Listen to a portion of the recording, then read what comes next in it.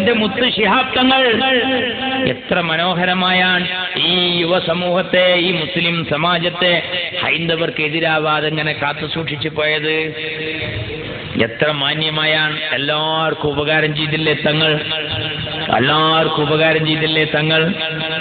ഞാൻ ഓർക്കുകയാണ്, കുറ്റ്യാടിയിൽ മജ്മഅിന്റെ ഉദ്ഘാടന ദിവസം പേരോട് അബ്ദുറഹിമാൻ സഖാഫി ഉസ്താദ് പ്രസംഗിക്കുന്നത് ഈ വിനീതന്റെ ശ്രദ്ധയിൽപ്പെട്ടിട്ടുണ്ട്.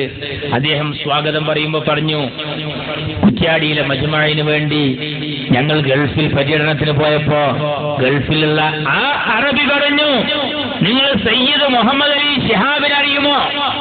മുഹമ്മദ് അലി ശിഹാബിന്റെ നാട്ടുകാരാണോ? അതെ, ഞങ്ങൾ അറിയും. ശിഹാബ് തങ്ങളുടെ ഒരു കത്ത് വാങ്ങി വരാൻ പേരോട് ഉസ്താദ് അടക്കമുള്ളവർ മജ്മഅിന് വേണ്ടി പാണക്കാട്ട് ചെന്നപ്പോ ശിഹാബ് തങ്ങൾക്കൊരു പതിവുണ്ട്, സാധാരണ കാശിന് വേണ്ടി ഒരാൾക്കും കത്ത് കൊടുക്കൂല. അതിന് ഏത് പാവപ്പെട്ടവൻ കല്യാണത്തിന് വന്നാലും ഒരു മുതലാളിയുടെ അടുത്തേക്ക് ഈ എഴുത്തുമായി വരുന്ന ആൾക്ക് പൈസ കൊടുക്കണമെന്ന് തങ്ങൾ കൊടുത്തിട്ടില്ല. അതിലിങ്ങനെയാണ് എഴുതുക, ഈ എഴുത്തുമായി വരുന്ന സഹോദരി നമുക്ക് വേണ്ടപ്പെട്ടയാളാണ്, കാര്യം നേരിൽ പറയും, സഹായിക്കുമല്ലോ, ഇങ്ങനെ പറയും എന്ന് മുഹമ്മദ് അലി ശിഹാബ്. സയ്യിദ് എന്നും കൂടി എഴുതൂല എന്റെ മുത്ത് ശിഹാബ് തങ്ങൾ, അറിയോ? അറബിയിൽ മനോഹരമായ ഒരു കത്തെഴുതി അവരുടെ വിശേഷമൊക്കെ അന്വേഷിച്ചിട്ട് ശിഹാബ് തങ്ങളെ ലെറ്റർ പേഡ് കാണേണ്ട താമസം ഞങ്ങൾക്ക് മജ്മഅിനുള്ള സഹായം അവിടെ നിന്ന് കിട്ടിയെന്ന് പേരോട് ഉസ്താദ് പ്രസംഗിക്കുന്നത് ഞങ്ങളെ ശ്രദ്ധപ്പെട്ടിട്ടുണ്ട്. എന്താ ഇതിൽ നിന്നൊക്കെ നമ്മൾ മനസ്സിലാക്കേണ്ടത്? ഈ കേരളക്കരയിൽ മദ്രസക്കെതിരെ CPM ഭരണത്തിലിരുന്ന് തീരുമാനമെടുത്തു സ്കൂൾ പഠനം നേരത്തെ ആക്കാൻ.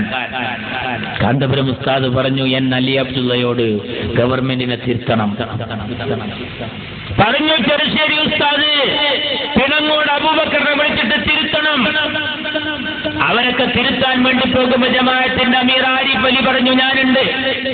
ദക്ഷിണ കേരള ജമിയത്തുൽ ഉലമയുടെ അമീർ കാഞ്ഞാർ മൂസ മൗലാന തബ്ലീഗ് ജമാഅത്തിന്റെ അമീർ പറഞ്ഞു, ഞങ്ങളുണ്ട്. എല്ലാരും പറഞ്ഞു. ഹുസൈൻ മടവൂരും അബ്ദുള്ള കോയ മദനിയും പറഞ്ഞു, ഞങ്ങളുണ്ട്.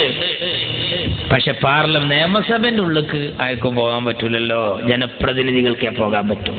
ആരും